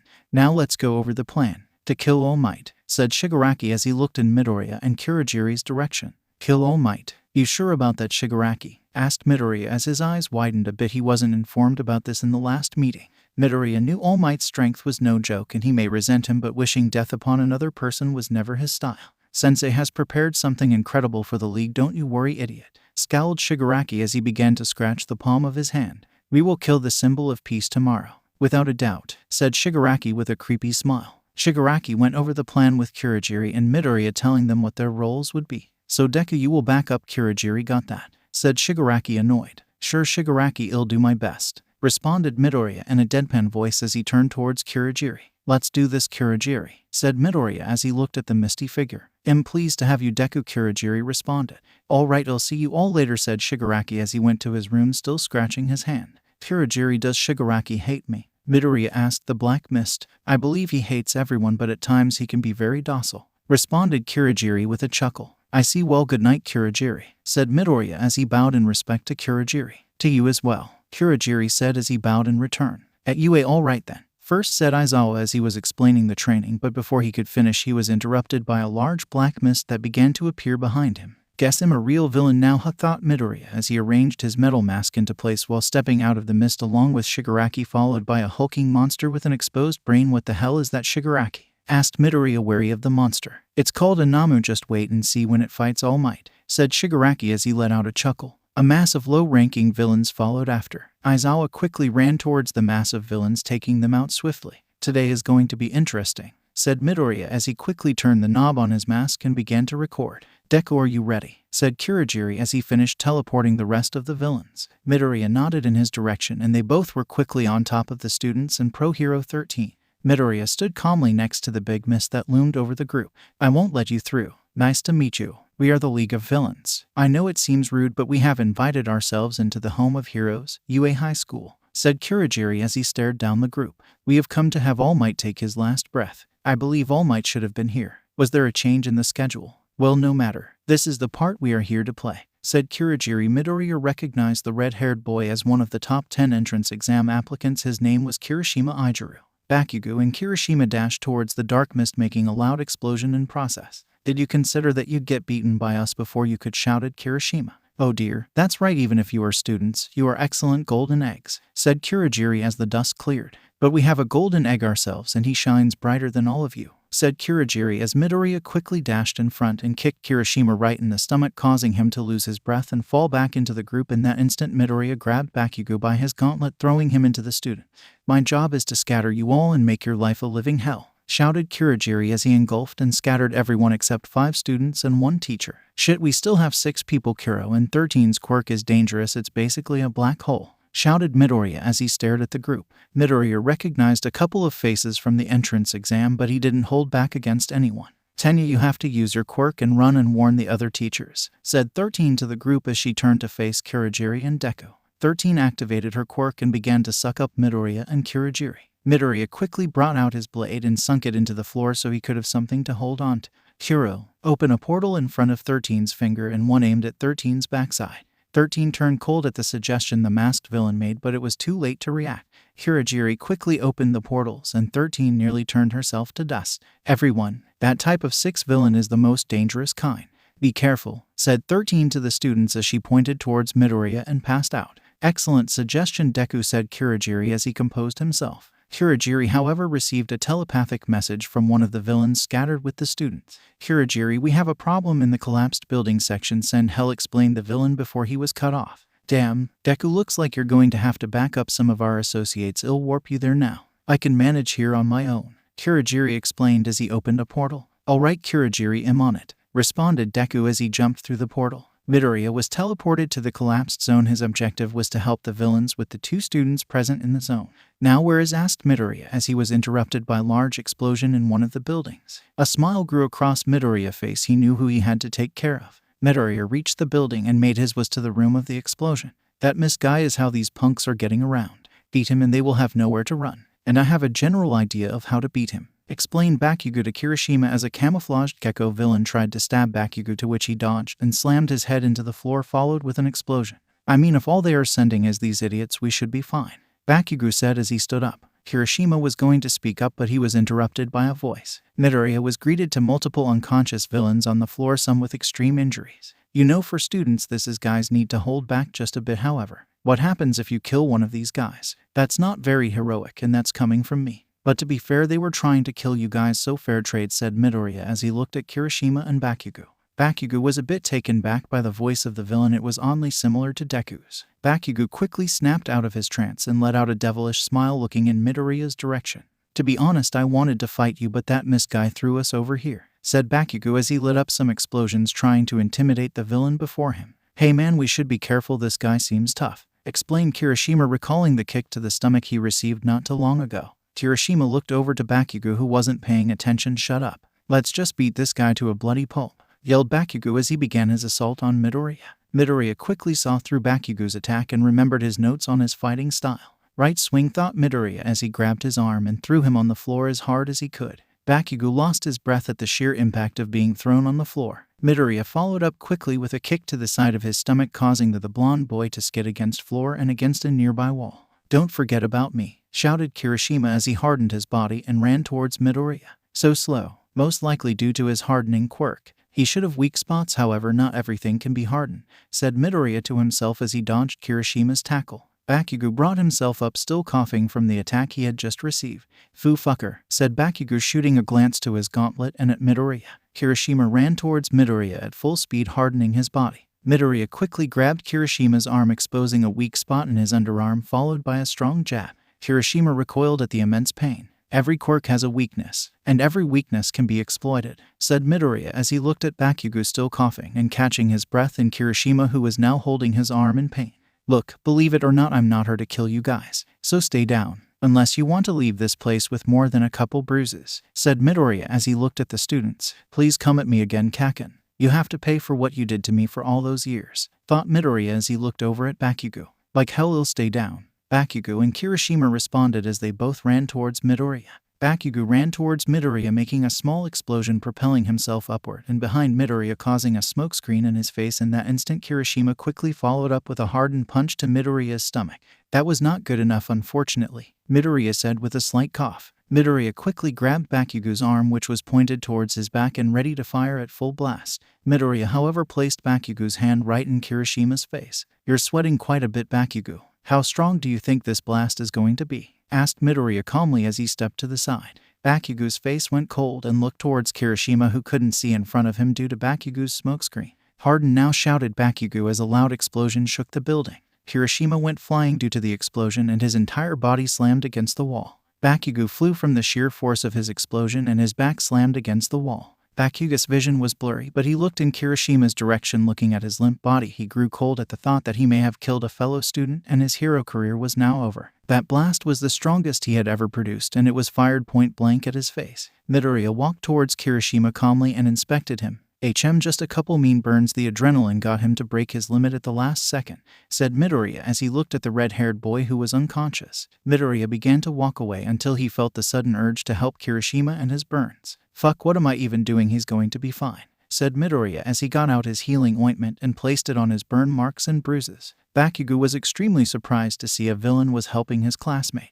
"Deku, we need you at the front now," shouted Shigaraki into Midoriya's earpiece. "Did I hear Deku? No, that nerd could never beat me, plus he's quirkless. This guy definitely has a quirk, I'm sure of it," 𝗵𝑃𝑃𝐻 said in his mind. "I'm on my way," responded Midoriya as he jumped out the shattered window. "Hey, where do you think you're going, fucker?" shouted 𝗵𝑃𝑃𝐻 as he jumped out the window and used his explosions to propel himself towards Midoriya, attempting to kick him in the head. Midoriya quickly blocked and grabbed his leg, throwing him away. "Just give up, you have lost already. Go help your friend, he sure as hell needs it," shouted Midoriya so 𝗵𝑃𝑃𝐻 could hear him. "I never lose. That idiot was just getting in my way anyway," 𝗵𝑃𝑃𝐻 shouted back, lifting up his gauntlet and aiming it towards Midoriya with a grin on his face. He has way too much confidence in that gauntlet. Judging by its design, Midoriya was thinking when he was interrupted. "Die, scum," shouted 𝗵𝑃𝑃𝐻 as he pulled the pin. A massive concentrated high-speed explosion came towards Midoriya. "Shit, that's going to hurt, and the street is too narrow to dodge. I'll have to take it head on. I hope those improvements I made work," shouted Midoriya as he prepared himself and took the blast head on, only covering his face. How did you like that, fucker?" said 𝗵𝑃𝑃𝐻 as he held onto his now sore arm. "Ouch, now that's dangerous. You could have killed me if I was just any other villain." "No way." 𝗵𝑃𝑃𝐻 choked up. Midoriya's costume held up to the explosion and only had a couple burn marks, but nothing too major. His hood, however, was completely burned off, exposing his green hair and green eyes. "Shit, once the dust clears, he's going to see me. I have to end this now," Midoriya thought as he put all his strength into his legs and dashed at 𝗵𝑃𝑃𝐻 at incredible speed. 𝗵𝑃𝑃𝐻 was looking at the dust, and for a split second he saw a green blur emerge and his vision became blurry. He had just gotten punched square in the jaw at full force. "Fuck, I have to regroup," said Midoriya as he began to go towards Shigaraki's location. "What's going on, Kurogiri?" asked Midoriya as he arrived at the scene. "One of the students slipped from my grasp. He most likely is on his way to alert the other pros," explained Kurogiri to Midoriya. "Is that Eraserhead on the floor?" Midoriya asked, surprised to see the hero beaten to a bloody pulp. Towering above him was Inomo. "It's game over, huh? If you weren't a warp gate, I'd crush you into pieces," said Shigaraki as he scratched his neck and began mumbling to himself. Midoriya realized two students in the water trying to watch in secret what was happening before them. "What are they doing here? Do they want to die?" Midoriya said to himself as he began walking towards the two students, pretending not to see them. "Hey Kurogiri, I'm going to do a little recon," said Midoriya as he kept walking. Kurogiri nodded in confirmation in return. Midoriya knew despite Shigaraki's appearance, his quirk and speed were dangerous. In the water, the green-haired girl Tsuyu and the grape-looking boy Minoru Mineta began to get nervous as Midoriya got closer and closer. Midoriya reached the edge of the water and turned his back, pretending not to see them both. "You two, if you don't want to die here and now, I suggest you group with the rest of your classmates," Midoriya said, facing Shigaraki, who was still having a breakdown. Tsuyu was surprised at the villain's offer. "Why help us? Why not kill us?" asked the green-haired girl, genuinely confused and afraid. Mineta was far too afraid to say anything.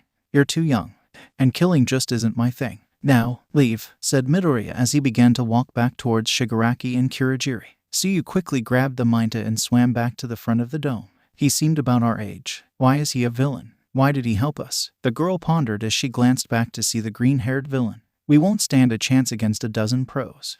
So let's go kill some of his pride before we go," said Shigaraki as he let out a small chuckle. Shigaraki began to run towards the front of the dome with Namu eyes set on killing US students. Kurogiri and Midoriya quickly followed behind. He's just going to leave Eraserhead. Fine by me, thought Midoriya as he looked at the group of students who were now all together, all except 3. Midoriya and his group arrived at the bottom of a set of stairs. Just above them was the group of students. Now then, but before Shigaraki could even finish, a large boom could be heard in the direction of the students. A large muscular man appeared from the smoke. It was All Might. All Might quickly dashed down the stairs and swiftly took out the few remaining low-rank villains.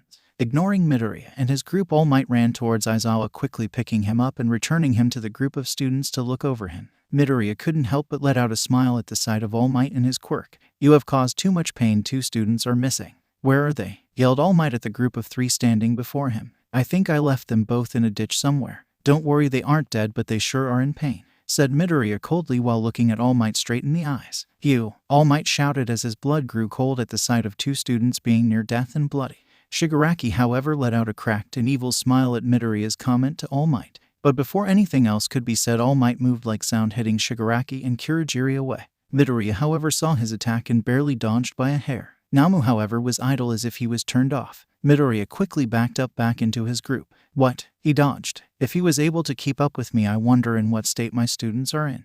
And what quirk does he possess? All Might thought as he looked at the green-haired villain. I will bring you 3 to justice. It's my duty as the symbol of peace, All Might said as he dashed towards the group at high speed. Namu, said Shigaraki as the monster quickly stepped in front and looked at All Might, who was coming towards them. The plan was for Namu to restrain All Might so Kurogiri could use his mist portal to cut All Might in half, but Namu and All Might began to exchange blows, instantly causing massive shock waves and air pressure. Without students around, he can go all out, Midoriya thought as he held onto a nearby tree watching the fight unfold before him. Shigaraki, we aren't going to be able to get close to him anytime soon, shouted Midoriya as he looked over to Shigaraki. Shut up, I know. Namu won't lose, he was made to beat All Might, responded Shigaraki as he watched Namu begin to be pushed back. Made to defeat me, scoffed All Might as he began to punch Namu with even greater speed. Now villains, have you heard these words before? Go beyond plus ultra, yelled All Might triumphantly as he delivered a devastating blow to Namu, sending him flying out of the dome.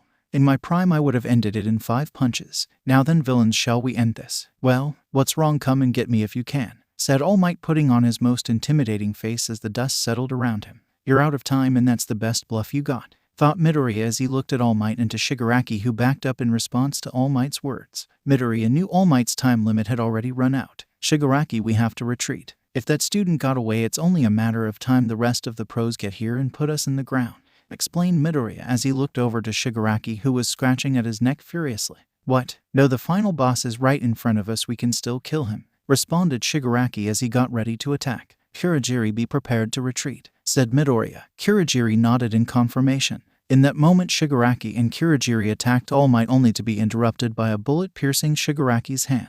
They having a long-range pro, he can home in his bullets. You won't be able to finish the job. Let's go, Shigaraki, said Midoriya as he looked at the teachers at the front.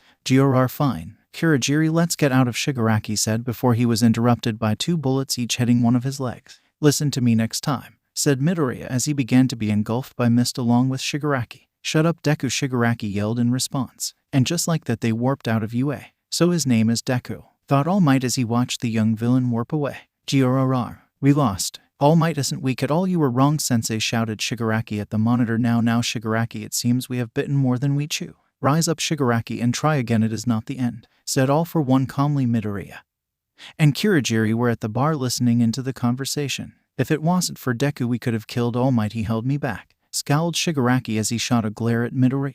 Midoriya in turn just stared back at Shigaraki with cold eyes. If it wasn't for me, we would all be in jail or dead, Shigaraki, Midoriya responded. Shigaraki, had it not been for Deku, you would now be in the hands of heroes. Deku is unlike other villains. He provides us a tactical advantage over the heroes with his quick thinking. 𝗵𝗲. Deku, I thank you for accompanying 𝗵𝗲.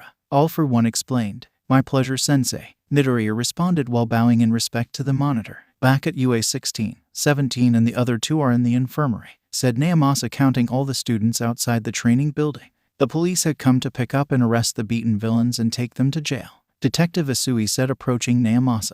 Yes, responded 𝗂𝗵𝗲 looking up from his notebook. Is it okay for me to ask who was injured in the villain's assault? Asked Asui with a concerned look on her face. Well, both of Aizawa's arms were broken to splinters and he is suffering from overusing his quirk and may suffer from blurred vision. However, only time will tell. 13 is suffering from lacerations all over his back, and All Might only had a couple scratches. As for your classmates, however, Bakugo and Kirishima were just found in the dome unconscious not too long ago. Kirishima is suffering from minor injuries, however Bakugo had a broken jaw and is being treated by the school nurse. 𝗵𝗲𝗄 explained to Asui and the rest of the class. Bakugo and Kirishima both lost. Aren't Bakugo and Kirishima crazy strong? Muttered some of the students, clearly surprised. Students, if you have any information to tell us, make sure to inform the principal. Be safe out there, 𝗵𝗲𝗄 said as he walked over to talk to Nezu, the principal of UA. Principal, I know this may seem sudden, but if it's okay with you and the other teachers, I would like word with them all as soon as possible. It's regarding the attack, and someone who I think may be involved, 𝗵𝗲𝗄 asked Nezu, showing the utmost respect to the principal. Of course, I would like all teachers present, however, as soon as Aizawa is out and about I will arrange a meeting.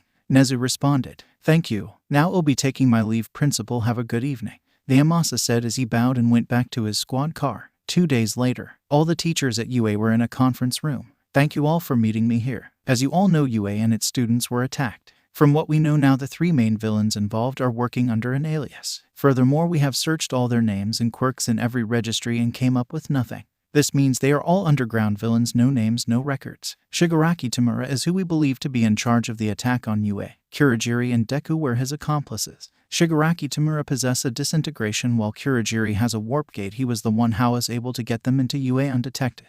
As for his final ally, I would like to discuss him last, 𝗵𝗲𝗄 explained as he reviewed his notes before continuing. 𝗵𝗲𝗄 explained the rest of the situation to the teachers while receiving their feedback on the situation.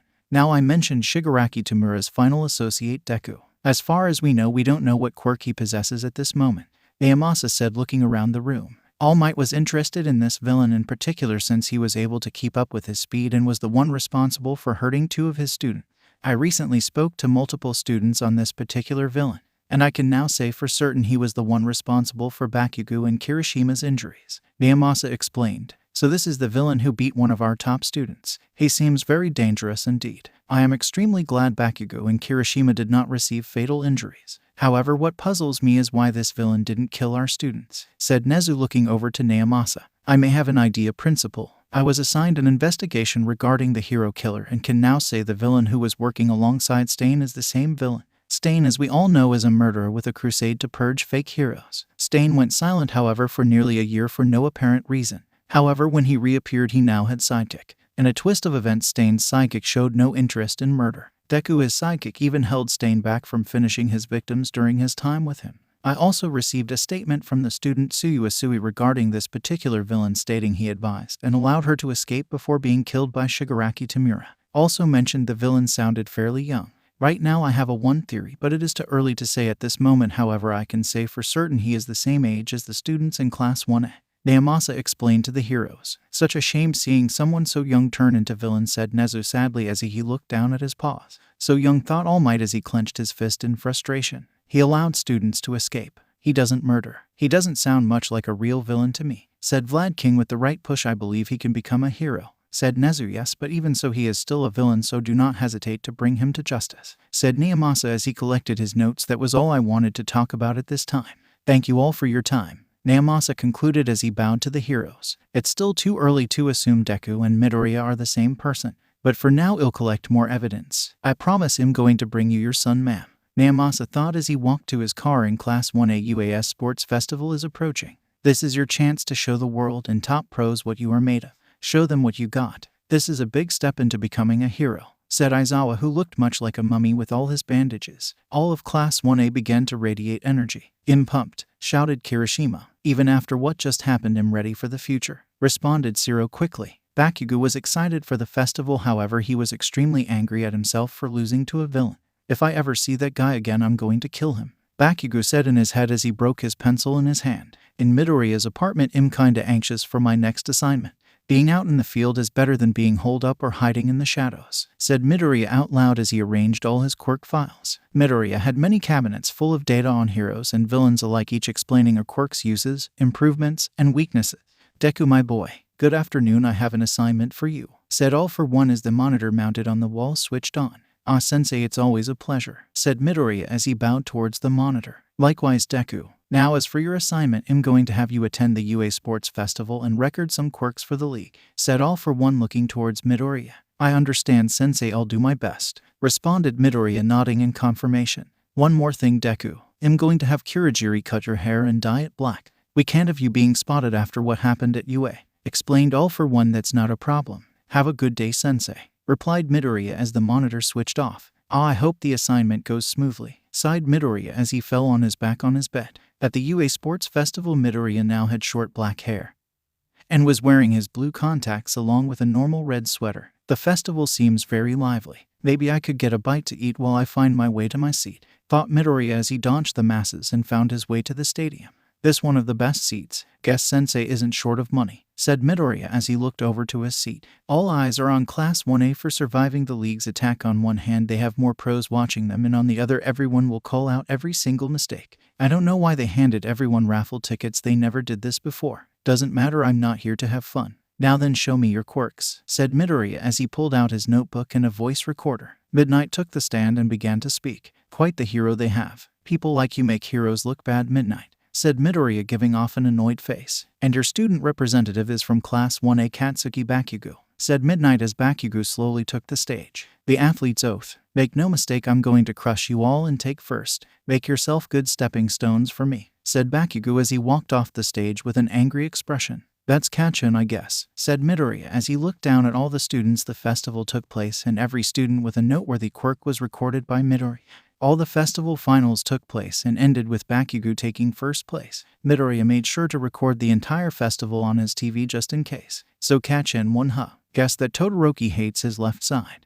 Probably has something to do with his father Endeavor, murmured Midoriya to himself, taking down more notes on the finalists. The medals were soon given out to the top 3, but before the festival could finish, Midnight spoke up. Everyone, if you look at your raffle ticket, we will now reveal the winner, said Midnight as she began to read off the winning number. Maybe they will give out some big prize, thought Midoriya as he looked at his ticket. 5F30C4, if you have this ticket, please come on down center stage, said Midnight. 5PTO90, huh? Guess I lost, said Midoriya as he got up from his seat and began to walk down the stairs to the exit. It seems as if 5F30C4 did not show up. The next number is 5PTO90, please, if you have this number, come on down, said Midnight loudly. Midoriya ears piped up at the sound of his number being called. Well, what do you know, said Midoriya as he walked up to the security and showed them his ticket. The festival security escorted him to the center stage. Now the prize. The raffle winner gets a photo with Class 1A, said Midnight as she signaled Midoriya over. Shit, why can't it be a normal prize like a stupid plushie or food? God, I wish it was food. Midoriya cursed to himself, walking to Midnight. Now then, what's your name? And how old are you? Asked Midnight. My name is Haru Tanaka, and I'm 15, said Midoriya, masking his voice. Haru, are you ready for your photo with Class 1A? Said Midnight. Sure, said Midoriya, standing at the center of the class. All of Class 1A smiled for the photo at the exception of a select few. The photographer quickly took the photo and handed a copy to Midoriya. Thanks, said Midoriya as he grabbed the picture and walked to the exit without saying another word. Midoriya couldn't lie to himself. A part of him still wanted to be a hero and have a normal life. Don't look back, Midoriya, that isn't your path anymore, said Midoriya to himself as he walked back to his apartment. Purge. I must purge all the fake heroes, said Stain as he looked over his latest victim, the pro hero Ingenium. Midoriya was laying on his bed, looking at the photo he took with Class 1A. Midoriya never realized it until now, but his entire demeanor had changed. He was no longer the happy-go-lucky kid, with eyes filled with hope and wonder. Midoriya now had cold fish eyes and a rather bland expression. The only time Midoriya ever got a genuine smile was when he was in a good fight or doing quirk analysis. Why do I still have this photo? Said Midoriya as he took another glance at the photo in his hand. He crumbled up the photo and put it in the trash. DEKU, shouted Shigaraki into the intercom that was connected to Midoriya's room. Yeah, responded Midoriya. Get your ass to the bar now, Shigaraki shouted once more and left the intercom. Guess I better go, said Midoriya as he made his way to the league's main hideout. Shigaraki and Kurogiri were wounded, much to Midoriya's surprise. Midoriya made his way back to the bar to help up Kurogiri, who was barely able to stand. Kurogiri, what happened? Midoriya questioned Kurogiri as he moved him to a bar stool. We tried to recruit Stain, and we were a little overwhelmed, said Kurogiri as he looked in Shigaraki's direction. GRR, the bastard cut my arm. Hey, DKU, Stain trained you right? Shigaraki asked angrily as he made his way to a table. Yeah, he trained me, so what? Responded Midoriya as he began to subtly move his hand to his holstered blade. Before Shigaraki could say anything, a devilish smile spread across his face. I want you to go to Deku. Stain said he might join our group if our views align. So go to him and convince him. explained Shigaraki as he tried to hide his smile. Sure, but I'm not sure if even I'll be able to convince him, responded Midoriya. Midoriya quickly made his way back to his apartment to change into his costume. Midoriya knew very well Stain would never join the league no matter what he told him. Regardless, Midoriya did want to see his old mentor and get some fresh air. After putting on his costume, Midoriya quickly returned to the bar where Kurogiri was waiting to teleport him. Kurogiri, I'm ready, said Midoriya as he made last-minute checks to his costume. Very well, Deku, responded Kurogiri as he opened up a mist portal and dropped Deku off on top of a building. Thank you, said Midoriya as he looked over the city. Good luck, Kurogiri responded as he teleported back to the league's hideout. Hey, I get to kill two birds with one stone, chuckled Shigaraki as he eyed the three gnomes before him. Midoriya was traversing rooftops looking for Stain when he received a phone call from an unlisted number. Hello, Midoriya answered. Hey kid, it's me, responded Stain. Midoriya was caught by surprise to hear his old mentor's voice again. It had been a couple months since he last heard from him. Stain, why are you calling me? Asked Midoriya, pulling the phone a bit closer to his face. Listen, I think I need your help with this guy I'm chasing. Plus I know you are in Hasu looking for me, explained Stain. Midoriya knew Stain wouldn't change his mind, but he did want to catch up with his old teacher. Send me your location. I'll be right over, said Midoriya as he received a text with Stain's current location. Be quick, I just cornered him into an alley, said Stain as he hung up the call. What does Stain need my help with? It can't be some random hero, pondered Midoriya as he made his way to the location given to him. Midoriya soon reached his destination only to find Stain was in a heated battle with pro-hero Native. Native was doing his best dodging Stain and his attacks, but it wasn't enough. Stain quickly found an opening and quickly threw a knife at Native's right arm, causing him to recoil in pain. Stain dashed toward the hero, pulling the knife out of his arm, and then proceeded to lick the blood off the stained knife, activating his quirk. Midoriya, out of respect for his mentor and the hero, decided not to interfere with the fight. I don't think you needed my help with this one, said Midoriya as he stepped over the defeated hero. He was paralyzed due to Stain's quirk. Stain ignored Midoriya's words and made his way towards the downed hero. Midoriya knew immediately the current mental state Stain was in at the moment. Stain, don't do this. Not now, said Midoriya as he grabbed Stain's arm. Move, demanded Stain as he swung his arm towards Midoriya. Midoriya was expecting retaliation from his mentor, so he was able to dodge. But before Midoriya or Stain could make another move, they were interrupted. Hero killer, shouted the knight, followed with a kick which connected with Stain's left arm. Stain quickly swung his katana towards the knight's face, knocking off his mask and exposing his face. Underneath the mask, revealed 𝗂𝗧𝗏, a student at 𝐒𝐻. Kid. Get out of here, this is no place for children, demanded Stain as he looked towards the assailant. 𝗂𝗧𝗏, he's a student at 𝐒𝐻 and 𝗂𝗏𝗄's brother, said Midoriya to Stain as he looked in 𝗂𝗧𝗏's direction.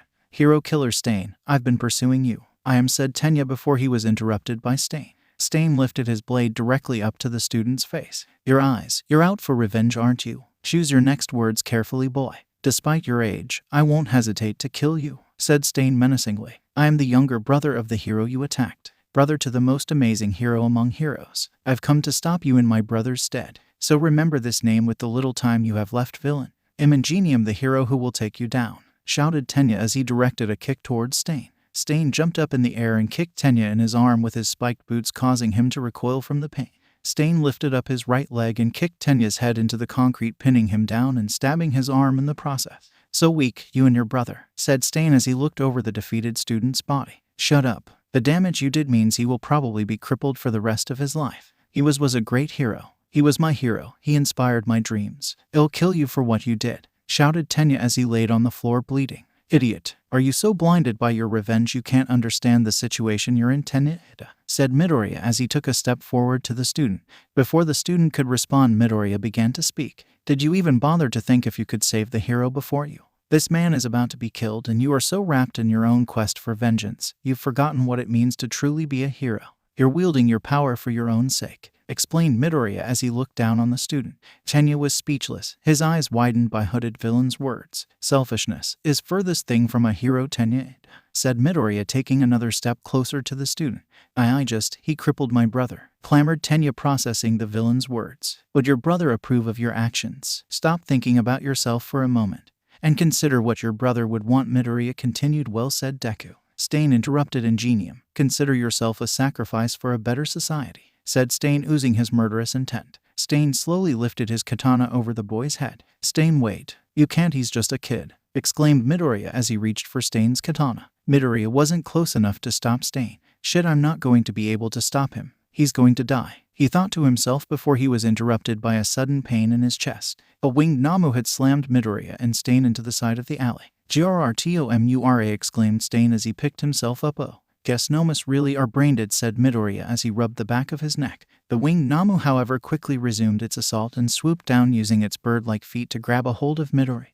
Midoriya instantly pulled out his blade and stabbed the winged beast in the chest. Namu, however, did not react to the pain and did a 180 in midair and threw Midoriya against a dumpster. "Hee tonight I will get rid of you both. Deku, Stain, you both annoy me so much," cackled Shigaraki as he watched his Namu fight Midoriya and Stain. Kurogiri personally liked Midoriya, but he had no other choice than to sit and watch. "Stain, make sure to keep these guys paralyzed. After that, lend me a hand," said Midoriya, dodging the Namu's claws. Midoriya couldn't get too close to the Namu without being blown away by the air pressure made by his wings. But he had an idea. "My knife is still stuck in its chest. If I can just grab it and hand it to Stain," Midoriya said aloud as he glanced at the blade stuck in the Namu's chest. Stain's timing couldn't have been more perfect as he jumped up and clipped the Namu's right wing with his katana. The Namu began to plummet to the ground, its right wing now clipped. Midoriya saw his chance and jumped towards the beast, retrieving his knife from its chest. "Stain, catch!" shouted Midoriya as he threw the bloodstained knife to his mentor. "You lose," said Stain as he licked the blade. The Namu fell to the floor, paralyzed by Stain's quirk. Criminals who waved their power idly. Fake heroes consumed by wealth and self-interest. "I must purge them from society," said Stain as he walked over to the downed beast, stabbing its exposed brain, killing it instantly. "Grr, why do you sent anything go my way? Everyone is a cheater. They cheated. That brat Deku and Stain," shouted Shigaraki angrily as scratched at his neck furiously. "Shall I take us home, Shigaraki?" Kurogiri asked. "Yeah, take me back. I'm sick of these cheaters," responded Shigaraki, still clawing at his neck. Kurogiri opened a warp gate and teleported back to the League of Villains base. Stain began to walk over to Tenya and Native, who were still under the effects of his quirk. "Shit, he's in his bloodlust mode again. I have to get these guys out of here before he kills them," Midoriya said to himself. Midoriya couldn't save both of them, and he wasn't sure how well he would hold up against Stain in his bloodlust state. He had to choose Tenya, Ida, or Native. "Shit, I'm sorry it had to come to this. He's just a kid. I can't let someone die so young," said Midoriya as he lifted Tenya onto his shoulder. "It's okay. I'm okay with this. I just hope he turns into a great hero someday," said Native, closing his eyes. "No, this isn't what I wanted," choked Tenya, looking over to Native, who was prepared for death. "Your selfishness caused this, Tenya, Ida. Your personal grudge is going to cost Native's life. Learn from this and become a better hero," said Midoriya as he began to walk Tenya out of the alley. "No, I don't want this. Take me instead," shouted Tenya as he burst out in tears. "I like that look in your eye, 𝐒𝐴𝐺. It's the look of self-sacrifice, the face of a hero. Today and only today will I spare you both. However, I must do one thing," said Stain as he began to walk towards Tenya and Midoriya. Midoriya sighed in relief, but he knew all too well what Stain was about to do. Flashback: "You will be marked, Midoriya, and you will spread my name," said Stain as he looked over to Midoriya. "Now then, show me your chest," demanded Stain. Midoriya took off his shirt and exposed his scar-filled chest. The left side of his chest, right above his heart, was devoid of all scars. Stain raised the knife and carved the letters HK onto Midoriya's chest. Midoriya was used to the pain, but it still hurt. Any normal person would scream in pain. Blood dripped down onto the cold concrete floor. Flashback: "And now then, are you prepared, 𝐒𝐴𝐺?" said Stain as he looked over to the student, knife in hand. "Yes, I am prepared to do anything," said Tenya nervously. "Deku, remove his armor and expose his back," demanded Stain as he looked over to Midoriya. Midoriya nodded and removed Tenya's armor and shirt. "Remember this day, 𝐒𝐴𝐺, the day you were reformed into a true hero by the hero killer Stain," shouted Stain as he pressed his blade against Tenya's back. Tenya was terrified and nervous, but he knew this was the only way out. "Don't worry, 𝐒𝐴𝐺, you'll be all right, I promise," Midoriya said softly, taking off his hood and metal mask, exposing his softened face. Tenya calmed down at the sight of Midoriya's face and words. Stain, without warning, began to carve a huge S onto Tenya's back. Tenya began to scream in agony as the blade began cutting his back. Tenya soon passed out after 15 seconds due to the pain. Native only watched in horror as a 15-year-old cried in agony in front of him. "This may have been a bit overboard, Stain," said Midoriya as he looked at the huge S on the teen's back. Midoriya wiped the blood and applied his advanced ointment to the cut. "Stain, we should get out of here. The police will be here any minute now," said Midoriya as he struggled to put Tenya's shirt back on. "Deku, my student, until we meet again," said Stain as he parkoured his way up the building and disappeared. "Make sure nothing happens to him, Native," said Midoriya as he put on his metal face mask and hood. Midoriya quickly made his way up the building and left just before the police arrived. The next morning, Midoriya was organizing his files when the monitor mounted on his wall turned on. "Deku, I need to speak to you in private. Please come to this address," said 𝐴ll4One. A monitor turned off, leaving Midoriya confused. "That was weird. I wonder what Sensei wants," Midoriya said as he received a text with an address from an unlisted number. "I guess I better go right away," said Midoriya as he walked out of his apartment. 1 hour later, Midoriya reached the location. It was an abandoned warehouse in Hasu. "Guess this is it," said Midoriya as he made his way inside the warehouse. The warehouse was dimly lit, but Midoriya could make out multiple tubes, each occupied by a Namu. "Deku, I'm glad you're here," said 𝐴ll4One sitting at a table. He was connected to multiple life support devices. "Sensei," Midoriya said, bowing in respect to the man. "Likewise, Deku, please sit," said 𝐴ll4One. Midoriya took a seat across from him. "You have pushed this group of ours to new heights, and for that I thank you. I'm sure you are informed in the capabilities of my quirk, so I'll skip the details. As a gift from me to you, I will grant you any quirk you desire," explained 𝐴ll4One. Midoriya was surprised at the offer. He could have any quirk he wanted, his lifelong dream to be like everyone else. However, Midoriya's thoughts quickly turned sour as he remembered all the bullying, neglect, pain, and suffering everyone put him through. "Sensei, I'm honored, but I can't accept this gift. If I accept this power, I will succumb to the society that abused and neglected me," explained Midoriya. "I see. That is admirable, Deku, but I must gift you with something," said 𝐴ll4One firmly. Midoriya was at a crossroads. He didn't want anything in particular. In fact, he wanted to visit his mother, but at this moment in time it was impossible. "Wait, there may be something," said Midoriya looking over at the Namus.